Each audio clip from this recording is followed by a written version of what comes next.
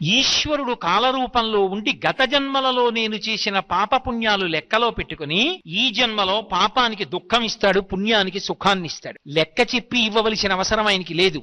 చాటు నుండి ఫలితాన్ని ఇస్తాడు. చెట్టు చాటు నుండి రాముడు వాలికి ఫలితాన్ని ఇచ్చినట్టు. ఆయన ఎదురుగుండా వచ్చి కోటేశ్వరరావు ఫలానా జన్మలో ఫలానా పేరుతో ఉన్నప్పుడు ఒక కుక్కని కొట్టావాయ్, అందుకని ఆ ఫలితాన్ని ఇవాళ నీకు ఇస్తున్నానోయ్, 11 గంటలకి నీ మోకాలు మీద కూడా దెబ్బ తగులుతుందోయ్, మోకాలు మీద నిప్పి 3 రోజులు ఉంటుందోయ్, అప్పుడు కుక్కకు 3 రోజులు ఉందోయ్, ఆయన నాకు చెప్పక్కర్లా, మోకాల్ని పెట్టేట్టు చేస్తాడంతే. అది ఈశ్వరుడు అంతే. ఆయన శాసకుడు, ఒకడికి చెప్పవలసిన అవసరం ఆయనకు ఉండదు. కానీ కర్మ ఫలితం మాత్రం నడిచి వెళ్ళిపోతూ ఉంటుంది. ఇందులో మీరు ఒక్క విషయాన్ని జ్ఞాపకం పెట్టుకోవాలి. నేను ఒక కుక్కని కొట్టాను అనుకోండి, అది మళ్ళీ ఆ దెబ్బ రూపంలో నన్ను బాధిస్తుంది. ఎప్పుడు నేను ఈ జన్మలో భక్తిగా ఉన్నాను అనుకోండి, ఈశ్వరా ఎప్పుడో తప్పు చేసి ఉంటాను, లేకపోతే ఎందుకు మనుష్య జన్మ వస్తుంది? మనుష్య జన్మ అంటే పాప ఫలితం పుణ్య ఫలితం రెండూ అనుభవించాలి. కానీ తండ్రి బాధ పెట్టకు, బాధ పెట్టావనుకో నీ పాదముల యందు అనురక్తి తగ్గిపోయి ఆ బాధ గురించి